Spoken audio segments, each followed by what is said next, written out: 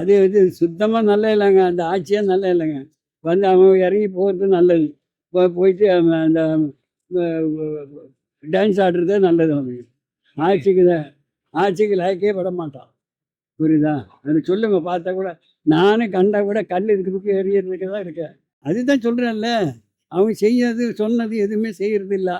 சொன்னது நான் அது வைப்பேன் இது வைப்பேன் கஞ்சாவை பிடிப்பேன் அது பிடிப்பேன்னு சொல்லி கஞ்சாவை அவங்களும் பிடிக்கிறாங்களான்னு தெரியல. அது கஞ்சாவை கொண்டு போகிறவனை பிடிக்கிறாங்கன்னு சொன்னாங்க. ஆனால் கஞ்சா இவங்களே அடிக்கிறாங்களா அதுவும் தெரில பிடிச்சி. அதனால தான் ஒன்றும் வைக்க முடியல அவங்களால. சும்மா சொல்கிறாங்கல்ல இது 714 கடை நான் எனக்கு மூடினாங்க. எங்கே மூடினாங்க? 714 800 திறந்தாச்சு. அது அது யாரும் மூடவே இல்லை. சும்மா பாதி கரண்ட் பில் ஏறி இருக்கு. சொன்னதோட 50% 50 மடங்கு கரண்ட் பில் ஏறி இருக்கு. இந்த பாருங்க ரோட்ல எப்படி உட்காந்துங்கிறோம் பாருங்க. ஏன்னா ஒழுங்கா கடை போட்டு இருந்தோம். கடை போட முடியுதா எங்களால? எல்லாம் வரவங்க எல்லாம் விஜய்க்கு ஓட்டு போட்டீங்க விஜய்க்கு ஓட்டு போட்டீங்கன்றாங்க. நாங்கள் விஜய் ஏன் போடுறோம்? இவங்களுக்கு ஓட்டே போடாமே இருந்துடலாம் போல இருக்கு யாருக்குமே. சும்மா தான் சொல்லிக்கிற அளவுக்கு ஒன்றும் இல்லை. அவருக்கு ரீல்ஸ் போடணும், வியூஸ் போடணும். அதுதான் அவருக்கு வேணும். அவருக்கு சட்டசபை மக்கள் ஒழுங்கு அதெல்லாம் எதுவும் பிரச்சனை இல்லை. அவருக்கு வியூஸ் போட்டு அடுத்த ஆட்சியிலையும் அவர் ஜெயிக்கணும். அதுதான் அவருக்கு. ஒரு சாதாரண ஒரு தனி மனிதனா என்னோட இது ஓகே பரவாயில்ல, குட்டுன்னு தான் சொல்லலாம். ஐயா யார் ஆட்சி வரல. நாங்கள் கடை போட்டு 25 நாள் மேலே ஆகுது. கடையே போட விடல. இதுக்கு முன்னால் போட்டுருந்தோம். நாங்கள் எங்கள் ஆயா காலத்துலேருந்து போட்டுக்கிறாங்க. எங்கள் ஆயா எங்கள் அப்பா இப்போ நான். ஐயோ மாற்றம் வரேன்னு எந்த மாற்றம் காணுமே. கேட்டால் சொல்கிறாங்க இப்போதான் நான் வந்தார் அப்படின்னாங்க. எப்போ வந்தான்னா இன்னும் ஃபுல்லாக டிராஃபிக் ஆகுதான். யாரோ பெரிய பெரிய அதிகாரி போகிறாங்களா ஃபுல்லாக டிராஃபிக் ஆகுதான். ஆம்புலன்ஸ் போக வழி இல்லைன்றாங்க. இத்தனை வருஷமாக போகிற வருஷம் ஃபுல்லாக ஹாஸ்பிட்டலுங்க தான் இருக்குது. போயிருந்தாங்குது. இப்போ தான் ஒரு மாதமாக கடியம் போட முடியல உட்காந்துக்கிறோம். என்ன கேட்போம்? கரண்ட் பில்லாம் கம்மி பண்ண சொல்லுவோம். தண்ணி வர ரொம்ப கஷ்டமாகுது. எல்லாமே விலைவாசி ரொம்ப அதிகமாயிடுச்சு. அதெல்லாம் கம்மி பண்ண சொல்லுவோம். இருக்கப்பட்டவங்க இல்லாதப்பட்ட நாங்களாம் என்ன பண்றது? நியாயத்தை பேசுறோம் தான். எங்களுக்கு தேவையானதுக்கோசம் நாங்க பேசுறோம். நாங்க நியாயத்தை பேசுறோம். சப்போர்ட்லாம் இல்லை. இல்லைங்கண்ணா கரண்ட் பில் அதிகமாயிடுச்சுண்ணா. ஃபர்ஸ்ட் கம்மியா இருந்துச்சு, இப்ப அதிகமா வந்துருச்சு இந்த மாசம். ஆளுங்க சப்போர்ட் பண்றோம் பண்ணிட்டு தான் இருப்பான். திமுக அவன் சப்போர்ட் பண்ணிட்டு இருப்பான். நான் எப்படி பண்றேன் அப்படி பண்றேன் எங்க ஆட்சி நல்லாதுன்னு சொல்லுவோம். ஸோ மக்கள் சொல்லணும். மக்கள் என்ன சொல்றாங்களோ அதுதான் பார்க்கணும். ஸோ 20,000 ஒன்றில் எங்கள் தெரிஞ்ச எலெக்ஷன் வீட்டில் 20,000 கரண்ட் பில் வந்திருக்கு. என்னன்னு கேட்டால் எழுதி கொடுத்துருக்காங்க. ஸோ எப்படி 20,000 வரும்? ஒரு மிடில் கிளாஸ் வீட்டில் போய் 20,000 எப்படி சார் இவருடைய கரண்ட் பில் வரும்? எப்படி கட்ட முடியும்? வாடகை 10,000 ரூபாய். ஆனால் கரண்ட் பில் 20,000 எப்படி கட்ட முடியும்? எப்படி இருக்கு இல்லையா? அதே மாதிரி கொலை நிறைய இருக்கு, நிறைய இருந்துட்டு இருக்கு. ஸோ இவங்க அவங்க ஆட்சியால் எங்க விஜய் வேணா அப்படி பண்ணிட்டாரு இப்படி பண்ணிட்டாரு இப்படி பண்ணிட்டாரு. இவங்க அதாவது அவருக்கு பிடிச்சவர் என்ன வேணா சொல்லலாம். நியாயமா பேச மாட்டேங்கிறாரு. நியாயங்கிறது டிவிகே கிட்ட கிடையாது. அவர் சொல்லியிருக்காரு அவன் கட்சிக்கார பையன் வாங்குறான். சார் பார்த்துருக்கீங்களா? செங்கல் சூழல வாங்கியிருக்கான்னு சொல்லி கேட்டு மேட்டு 1,00,000 கொண்டு இந்த மீடியாவில் சார் போடுறீங்க. அதங்கட்சி பேர் அதாவது அவங்களுடைய என்னன்னா எஃபியில் போட்டு நாங்கள் நல்லவன் சொல்லிட்டு இருக்கிறாங்க. அவ்வளோதானே பண்ண முடியுது. நேரடியாக ஃபுல்லாக கன்ஃபார்ம் பண்ண முடியுதா? சார் அமைச்சர் சரத்ன்ற ஒரு மாத்திரையை வச்சு நுணுக்கிறான்னு சொல்லி பகிரமாக வந்துச்சு. ஸோ அது அமைச்சர் சீஃப் மினிஸ்டர் நடவடிக்கை எடுத்தாரா? என்கொயரி பண்ணாரா? ஒன்றும் பண்ணலையே. ஏன் பண்ணல? தவறுகள் பண்ணுறாங்கன்னா ஒரு எம்எல்ஏயோ மந்திரியோ மாவட்டத்தையோ பண்ணுறான்னு சொன்னால் ஆக்சுவலாக என்ன நடவடிக்கை எடுக்கிறீங்க? சம்மந்தப்பட்ட வேளாண் துறையை சொல்லணும் சார். சம்மந்தப்பட்ட அமைச்சரை விட்டு ராஜ்மோகன் சொல்கிறாரு. எப்படி பதில் சொல்லுவாங்க சார்? ஒரு மீடியாவை பற்றி நீங்கள் தான் பதில் சொல்லணும், நான் சொல்லக்கூடாது. புரியுதுங்களா? உங்களுக்கு தான் நடக்க தெரியும். சம்மந்தப்பட்ட அமைச்சர் இப்போ திமுகலையும் ஆட்சி பண்ணாங்க, அதிமுகலையும் ஆட்சி பண்ணாங்க. ஒரு வேளாண் துறை மட்டும்தான் அந்த மினிஸ்டர் பதில் சொல்லுவார். கல்வித்துறை அமைச்சர் தான் சொல்லுவார். பொதுப்பணி தான் சொல்லணும். சும்மானா வேளாண் கடை பொதுப்பணித்துறை பதில் சொல்றேன்னா அப்புறம் எதுக்கு அவங்க இலக்கா கொடுத்தீங்க? அது அந்த இலக்கா இவர்கிட்ட கொடுங்க. அதை எப்படி ஏற்றுக்க முடியும்? அப்புறம் எதுக்கு அவர் போட்டு வச்சிருக்க டம்பியா? அப்போ அவர் சும்மா ஃபார்மாட்டிக் வேளாண் துறை சூப்பராக பண்ணுறாரு. சொல்கிற அளவுக்கு இல்லை. விவசாய கடனை பொறுத்த வரைக்கும் அவங்க சொல்லும் போது எல்லா விவசாய கடனும் தள்ளுபடின்னு சொல்லிட்டாங்க. ஆட்சிக்கு வந்ததுக்கப்புறம் மாடலை மாற்றுறது நல்லது. சொன்னது ஒன்று செய்கிறது ஒன்றா இருக்குது. கரண்ட் பில்லு ஜாஸ்தி ஆகிடுது. ஒரு யூனிட்டுக்கு எவ்வளோ போட்டுக்கிறாப்புல. அதெல்லாம் போல செய்யலாமா? விஜய் கூட வந்துட்டான். சொந்த பொண்டாட்டி விட்டுட்டு வராப்புல அதுக்கு என்ன பண்ண முடியும்? கண்டிப்பா என்ன எவ்வளோ வெளியிலலாம் எங்க போனாலும் அந்த டிப்ஸ் லஞ்சம் இதெல்லாம் எவ்வளவோ 80% போயிடுச்சு இல்ல. கரண்ட் பில் ஆக்சுவலா இந்த ட்ரிப்பு கொஞ்சம் ஜாஸ்தி தான், அது உண்மைதான். ஆனா நான் நினைக்கிறேன் இந்த சம்மர்னால இனி அடுத்த பில்லுல தான் தெரிஞ்சிடும் அது உண்மையா அந்த வெயில் இந்த ட்ரிப்பு ஜாஸ்தினால கரண்ட் பில் ஜாஸ்தி ஆயிருக்கா இல்ல இது ரெகுலரான அடுத்த பில்லுல தான் தெரியும். அதெல்லாம் பண்றாரு.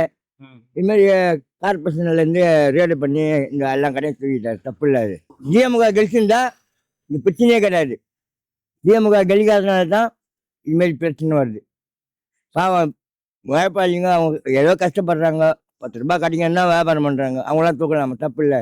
சேர்ந்து நிற்கிறோம் பார்த்தீங்களா, இதெல்லாம் கடை. நாங்கள் ஹேண்டிகேப் பார்த்தீங்களா, பங்கு எங்கே இருக்குது பார்த்தீங்களா, தூக்கி போட்டாங்க. அப்போ ஆட்சியை பற்றி நான் என்ன சொல்கிறது? கால் முடியாதவங்க எப்படி பிழைக்கிறது? ரோட்டில் இருக்கிற பிளாட்ஃபாரத்தில் வாழதில் 250 பேருக்கு மேலே இருக்கிறோம். எல்லா பொழப்பும் எடுத்துட்டாங்க. இப்போ எங்கள் பொழப்புக்கு என்ன வழி? கிட்டேயே வரல டேம் காய்ச்சல. ஆனால் இப்போ வந்து 2 மாதத்துல ரேடுன்ட்டாங்க. கேட்டால் கார்பரேஷன் ஆர்டருன்ட்டாங்க. என்ன பண்ணுறது? 10 நாளாக 5 நாளாச்சு பொழப்பு இல்லை. எப்படி சொல்கிறேன்னா, பழைய மூத்த மருமகன் தான் வீட்டில் இருக்கிறவங்களுக்கு எல்லாமே தெரியும், அனுசரிப்பா.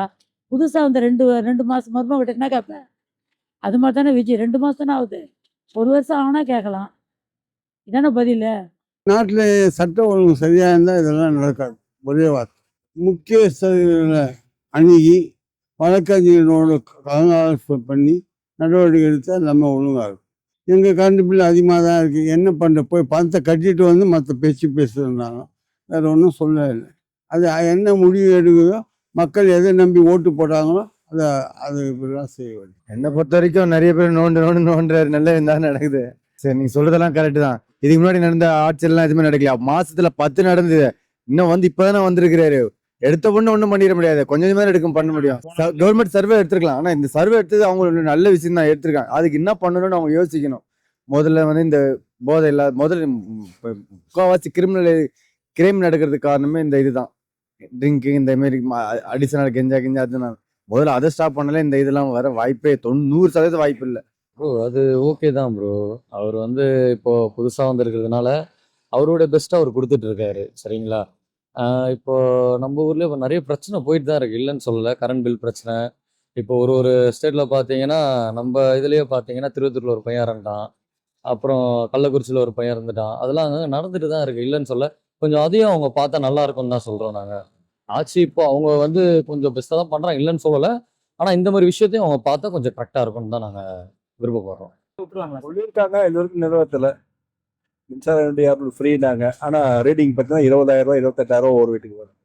சொல்லியிருக்காங்க, என்ன பண்ண சொன்னாங்களோ அது செய்தால் கரெக்டாக ப்ரொடெக்ட் பண்ணால் போதும் சார். இது கொலை நடக்குது. அது ஏன் நடக்குது? அதெல்லாம் கண்ட்ரோல் பண்ணணும் போதும் இல்லையா? அவங்க எதை சொல்கிறாங்களோ அது செஞ்சாலுமே போதும். சார் ஏன் நடக்குது? சார் பண்ணுறதுதான் சில ஆட்சியாளர் தான் செஞ்சுட்டு இருக்காங்க. பசி வந்து மனுஷனுக்கு கேட்டா வரான், சாப்பிட்டாதான் உயிர் வாழ முடியும். இந்த மாதிரி நடக்கும்போது அது காருக்கு போயிருக்காதா? எம்எல்ஏ பார்த்துருக்க மாட்டாரா? கரண்ட் பில்லு அது சொல்லுங்க. கரண்ட் பில்லு முதல்ல இருந்தது நாங்கள் போட்டது ஒரு 1000 ரூபா, 1500, 2000. இப்போ 12,000 ரூபா, 13,000 ரூபா, 14,000 ரூபா. அந்த கடைசி வந்து 11,800 ரூபா. அதுக்கு முன்னாடி இந்த ஆட்சிக்கு வர்றதுக்கு முன்னாடி 3,500 ரூபா, 4,000 ரூபா, 4,500 ரூபா. அதுக்கு மேலே போகல. இந்த ஆட்சி வந்த பிறகு கம்மி 200 யூனிட்டு தரேன்னு சொன்னது அதிகமாக பண்ணி விட்டாங்க. 2,500 ரூபா தரேன்னு சொன்னாங்க, அது காணோம். புரியுதா? அப்போ எல்லாம் இது என்னது போதைப் பொருள் ஒழிப்பேன்னு சொன்னாங்க. இப்போ அதிகமாக தான் இருக்குது, கம்மி எதுவுமே ஆகல. அப்புறம் சிலிண்டர் தரேன்னு சொன்னார், அது எல்லா போதைப் பொருள் ஒழிக்கிறேன்னு சொன்னாங்க, அது ஏன் காணோம் இல்லையா? அது ஏன் இல்லை? அதுக்காக அவங்க வந்து ஆட்சி நல்லா இருக்குதுன்னு சொல்ல முடியாது. ஆட்சி தெரியாதானே? தெரியலன்னா கம்முன்னு தான் இருக்க முடியும். இப்போ அவருக்கு தெரியுது என்ன, கூத்தாடுறதுக்கு மட்டும்தான் தெரியும், தவிர ஆட்சியை பற்றி என்ன தெரியும்? ஏதோ புழுக்கா சில நல்ல மக்களுக்கு செய்கிறவனா இருந்தால் 200 கோடி 300 கோடிக்கு வாங்குறான்ல, ஏன் அப்படி செய்ய வேண்டியது தானே? ஒன்றும் இல்லாத சும்மா இதாகிட்டு அந்த பாலா பையன் போய் ஊர் போய் அவன் நல்லது செஞ்சுட்டு கிடக்குறான். அப்போ அவன் எங்கே இருக்கு, இவன் எங்கே இருக்கான்? ரோட்டு மேலே அவங்க அப்பத்துலேருந்து கடை வச்சுருந்தாங்க. அவங்க ஏதோ அது வயசான பாட்டிங்க கடை வச்சுருந்தாங்க. அவங்க ஏதோ 10 ரூபா சம்பாதிக்கிறாங்க. இப்போ கடையும் எடுத்துட்டாங்க, கடை போடக்கூடாதுன்றாங்க. ரோட்டு மேல ஒரு கடை கூட இல்ல. ஆமாங்க, நிம்மதியா கடை வித்துட்டாங்க. இப்ப இந்த பாருங்க, கடை விற்க முடியல, கடை போடக்கூடாதுன்றாங்க, கேஸ் போட்டிருக்காங்களாம். கவர்மெண்ட்ல தான் சொல்றாங்க, கார்பரேஷன்ல வந்து சொல்றாங்க, போலீஸ்காரங்க ஜட்ஜி தான் சொன்னாங்க, கேஸ் போட்டுக்கிறாங்க உங்க மேல. இப்ப 26ஆம் தேதி வரைக்கும் எங்களை இந்த டேபிள் கூட போடக்கூடாதுன்னுறாங்க. எங்களுக்கு யாரும் வேற வருமானம் கிடையாது. இந்த பூ வித்தாதான் எங்களுக்கு சாப்பிட முடியும், வீட்டு வாடகை கொடுக்கறது எல்லாமே. சொந்த வீடு கூட கிடையாது, பிளாட்ஃபாரம் தான் எங்களுக்கு. இந்த பிளாட்ஃபாரம் கடை இருக்கக்கூடாதுன்னா எப்படி நாங்க பிழைக்கிறது? இல்ல எங்களுக்கு ஒரு கவர்மெண்ட் வேலை கொடுங்க, இல்ல ஒரு வேலை கொடுத்து மாசம் ஒரு 20,000 30,000 சம்பளம் கொடுங்க, நாங்க நிம்மதியா போயிடுறோம். இந்த பிளாட்ஃபாரம் கடையில இருக்க மாட்டோமே. இதே சுப்பிரமணிய அண்ணன் இருந்தாரு, அந்த ஆட்சியிலாச்சு இந்த மாதிரி ரோடு கடை இருக்கக்கூடாது சொல்லவும் இல்லை. இத மாதிரி எடுத்தது கூட அவர் வந்து எங்களை இது பண்ணி, ஏம்மா ரொம்ப பெருசா போடாதீங்க, இவ்வளவு போடுங்க அப்படின்னு சொல்லிட்டு திட்டம் பண்ணி அந்த அளவுக்காச்சும் போட விட்டாங்க. அதுல இருந்து இது வரைக்கும் எந்த பிரச்சனையும் கிடையாது. ஒரு 6-7 வருஷமா அந்த தொல்லையே கிடையாது. இப்ப இந்த 10 நாளாதான் இந்த தொல்லையே. கடையே போடக்கூடாதான், பிளாட்ஃபாரம் கடையே இருக்கக்கூடாதான். எல்லா இடத்துலயும், இந்த இடம்னு கிடையாது, எல்லா இடத்துலயுமே எடுத்துட்டு இருக்காங்களாம். என்ன ஒண்ணுன்னா, நம்மளுக்கு விவசாய கடன் தள்ளுபடி மட்டும் பண்ணிட்டாருன்னா இன்னும் நல்லா இருக்கும். இப்போதான் வந்திருக்காங்க, 100 நாள் ஆயிருக்கு. இந்த 100 நாள்ல இந்த விவசாய கடன் இன்னும் விவசாயிகள்லாம் நிறைய இன்னும் பண்ணா நல்லா இருக்கும். ஆமா, அந்த மாதிரி நிறைய பேத்துக்கு வந்து கரண்ட் பில் அதிகமாக தான் வந்துட்டு இருக்கு. அது வந்து நிறைய இஷ்யூ வந்து ஃப்ரெட் பண்றாங்க. அது உண்மை. பசங்களாம் என்ன கோயம்புத்தூர் இந்துஸ்தான் காலேஜில் படிக்கிற பசங்களாம் என்ன சொல்றாங்க, அவங்க வேற மாதிரி சொல்றாங்க. இங்கே நியூஸ்லலாம் வேற மாதிரி, சன் நியூஸ், பார்லிமெண்ட் நியூஸ்ல எல்லா நியூஸ்லையும் வேற மாதிரி சொல்றாங்க. பப்ளிக்ல எல்லாம் வேற மாதிரி சொல்லிட்டு இருக்காங்க. ஆனா உண்மை என்னன்னு பசங்கள்ட்ட கேட்டா வேற மாதிரி சொல்லிட்டு இருக்காங்க. கவர்மெண்ட் தான் பொறுப்பை ஏற்றுக்கணும். அந்த பசங்களுக்கு அந்த விஷயம் வந்து போலீஸ் சொன்னதை இப்போ போலீஸ் வந்து சொல்லியிருக்க கூடாது. விவசாய கடன் தள்ளுபடி பண்றேன்னு ஃபுல்லா தள்ளுபடி பண்றேன்னு சொன்னாரு. ஆனா அதை பண்ணல, ஒரு குறிப்பிட்ட அளவுக்கு மட்டும் பண்ணாரு. அதை ஃபுல்லா தள்ளுபடி பண்ணா நல்லா இருக்கும். யங்ஸ்டர் நிறைய பேர் வேலை வாய்ப்பு இல்லாம இருக்காங்க. 4000 ரூபா கொடுத்தா ஊக்கத்தொகை நல்லா தான் இருக்கும். செய்யாதது நிறைய இருக்குது, சொன்னதுல கொஞ்சம் தான் இது பண்ணியிருக்கு. விவசாய கடன் தள்ளுபடியா இருக்கட்டும், ஃப்ரீ பஸ்ஸு, சென்னை ஃபுல்லாக எங்கே வேணாலும் போகலான்னு சொல்லிட்டாங்க. ஆனால் இப்போதைக்கு சிட்டிக்குள்ளே போகிறதுக்கே கஷ்டமாக இருக்குது. இப்போ இங்கேருந்து மக்கள் திருச்சிக்கு போகிறாங்க, அது வரைக்குமே ஃப்ரீன்னு தான் சொல்லியிருக்காரு. இன்னும் அதையும் அமல்படுத்தலை. 2500 இன்னும் ஒன்றும் சொல்லலை. இருக்கிற 1000 ரூபாயாவது ஒழுங்காக கொடுத்துட்ருக்காரு, அது வரைக்கும் சந்தோஷம். அதை வந்து மக்கள் இடத்துல ஓப்பனாக சொல்லலாமே. கடன் இருக்குது, எல்லா கவர்மெண்ட்லேயும் கடன் இருக்க தான் செய்யுது. இந்தியா முழுக்குமே எல்லா மாநிலத்துலேயும் கடன் இருக்க தான் செய்யுது, இங்கே மட்டும் இல்லை. அப்போ இவங்க வச்சுட்டு போயிருக்கிறாங்கன்னா, போன கவர்மெண்ட் வச்சுட்டு போச்சு, இவங்க எக்ஸ்ட்ராவாக வச்சுட்டு போயிருக்கிறாங்க.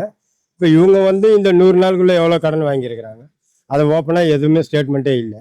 ஆனால் கடன் வாங்கி தானே ரன் பண்ணுறாங்க, ரன் பண்ணாமல் இல்லையே. இன்னமும் நிறைய ஆஃபீஸில் லஞ்சம் வாங்க தான் செய்கிறாங்க, வாங்கிக்கிட்டு தான் இருக்கிறாங்க. அப்படி பண்ணணும்னா நீங்கள் ஒரு ஆர்டிஓ ஆஃபீஸ்லேயும் ஒன்றும் இல்லை. நான் இப்போ ஒரு ஆர்டிஓ ஆஃபீஸ் போனாவே என்னோட லைசன்ஸு காணா போயிடுச்சுன்னு போனால் 3500 கேட்குறாங்க. என்னுடைய லைசன்ஸு மிஸ்ஸிங்குன்னு நான் போயிட்டேன்னா ஆன்லைனில் எஃப்ஐஆர் போட்டால் 100 160 சார்ஜஸ்ஸு, ஆன்லைன் சார்ஜஸ் வேற. நீங்க உள்ள போயிட்டீங்கன்னா 3500 புது லைசன்ஸ் எடுத்துக்கோன்றாங்க. நீங்க மொத்தமே 500 தான் ஆகும். ஆனா 3500, இந்த 3000 யார் யாருக்கெல்லாம் போகுது தெரியாது. அதுதான் ஒரே வார்த்தை சொல்லிட்டேன்னு, கூட்டு முயற்சி இல்லைன்னு. கலந்து ஆலோசனை இல்லை. அரசியல் என்பது தனிப்பட்ட ஒரு சொந்தம் இல்லை, முதலமைச்சருக்கும் சொந்தம் இல்லை. இது மக்களுடைய பணி. மக்கள் பணியாக கடந்த முறை எப்படி ஆட்சி செய்தாங்க பெரியவங்க, அவங்க அணுகுமுறை அதெல்லாம் ஆலோசனை பண்ணணும். கையில் வந்து போச்சேன்ட்டு போய் தான் இது விளையாட்டு பசங்க பொம்மை கையில் கொடுத்தா மாதிரி இது. அரசியல் வந்து அனுபவ ரீதியாகவும் இருக்கணும், அதை அனுபவிச்சும் சிந்தனை பேசணும். விளையாட்டுத்தனமாக சொல்லிட்டு சிரிக்கிறனாக்கா பின்ன வெள்ளை அறிக்கை கருப்பு அறிக்கையெல்லாம் தேவையில்லை. நாட்டு மக்களுக்கு ஒன்று சொல்லுதான் முக்கியம். ஸ்டாலின் கூட இருந்தார். ஸ்டாலின் ஒய்ஃபை கூப்பிட்டு உட்கார வைக்க மரியாதை. ஓகே, சிஎம் உடைய மனைவி சார் வந்திருக்காங்க. திரிஷா யார் சார்? அவங்க ஃப்ரெண்டு சார். அப்படி ஃப்ரெண்டுன்னா முன்னாடி உட்காருப்பீங்களா சார்? அவங்க அந்த மாதிரி தான் ரிலேஷன்ஷிப் இருக்காங்க சார். ஃப்ரெண்டுங்கிறது வேறு. எந்த ஃப்ரெண்டை கூப்பிட்டுருக்க? சஞ்சய் கூட ஃப்ரெண்டு தான், நடிகர் சஞ்சய். ஸ்டீமன் கூட ஃப்ரெண்டு தான். ஏன் அவருக்கு ஆம்பளை ஃப்ரெண்டே கிடையாதா சார்? மற்ற நடிகர் யாராவது வராங்களா? திரிஷா மட்டும் ஏன் சார் வராங்க? அது வந்து அவங்க பர்சனல் யூஸ் இருக்க வேண்டியது தான் சார். வெளியே வச்சுக்கணும், பொது இடத்துல கூட பப்ளிக் விஷயத்துல வந்து அவங்க வரக்கூடாது. அதான ரீசனு. அவருக்கு 1008 நடிகர் இருக்காங்க சார். நடிகர்கள் இருக்காங்க. இத்தனை வராத நடிகை திரிஷா மட்டும் சார் வராங்க. நான் யாரா இருந்தாலும் விட மாட்டேன், என் கட்சிக்காலம் விட மாட்டேன் நீங்க அறிக்கை கொடுத்தீங்க இல்லையா? அப்ப நீங்க அதை பண்ணணும்ல. ஏன் அண்ணன் சொல்றாரு, இப்போ கூட கோயம்புத்தூர்ல போதை ஒழிப்புக்கு பத்தி இன்ட்டி கொடுத்ததுக்கு தான் கொலை பண்ணிட்டாங்க 20 பேர் சேர்ந்து. அண்ணன் சொல்லிடுவாரு சார். அவஸ்தைப்படுறது என் குடும்பம் தான் சார். அண்ணன் சொல்லிட்டு போயிடுவாரு. அவர் எதுவுமே பேசவே மாட்டார். அண்ணன் எதுவுமே சொல்ல முடியாது. பழைய ஆட்சியிலையாவது சொல்லலாம், இப்போ வந்து சொல்லவே முடியாது. 5:30 மணிக்கு மேலே இந்த பக்கம் வந்து கொடுன்னுவாங்க. ஆஃபீஸில் தான் வாங்கக்கூடாது. எதுக்கு 5:30 மணிக்கு மேலே க்ளோஸ், எதுவுமே இருக்கக்கூடாது. வெளியில் வந்து வாங்கிக்க, உள்ளே எதுவுமே வாங்கிக்காது. அதுக்கு தான் 5:30 க்ளோஸ். அவருக்கு மட்டும்தான் தூய சக்தி, மற்ற எல்லாத்தையுமே தீய சக்தியாக தான் இருக்குது அவருடைய ஆட்சி எல்லா இடத்துலையுமே. எனக்கு நார்மலாக 3000 வர வேண்டியது, நார்மலாக என் வீட்டுக்கு வந்து 3000 வரும். இந்த வாட்டி 4800 வந்திருக்குது. அதிகமாக தான் வந்திருக்கு. ஆமா. எதனால சம்மர் சீசனாக இருக்குமோ? சம்மர் சீசனு நல்ல சம்மர் சீசன் மே மாதத்துலேயே 3000 தான் வந்தது. பிடிச்சா எப்படி சொல்றீங்க? என் வீட்டு கரண்ட் பில்லு நான் கட்டுறேன் ஃபோனில், என்ன பண்ண முடியும்? 4800 கட்டியிருக்கிறேன். அவங்களுக்குள்ள என்ன அண்டர்ஸ்டாண்டிங் இருந்தாலும் அதை அவங்க தனிப்பட்ட முறையில் வச்சிருக்கலாம். ஒரு பொது வெளியில் வரும்போது அவங்க அப்பாவுக்கு சொல்லாத சல்வீட்டு, பெத்த அம்மாவுக்கு சொல்லாத சல்வீட்டு, இருக்கக்கூடிய அரசு அதிகாரிகளுக்கு சொல்லக்கூடாத சல்வீட்டு இவங்களுக்கு சொல்கிறாங்கன்னு சொன்னால் இவங்களோட கனெக்டிவிட்டியை தனியாக எங்கேயாவது வச்சிருக்கலாம். பொது சபையில் அந்த மாதிரி பண்ணது தப்பு தான்.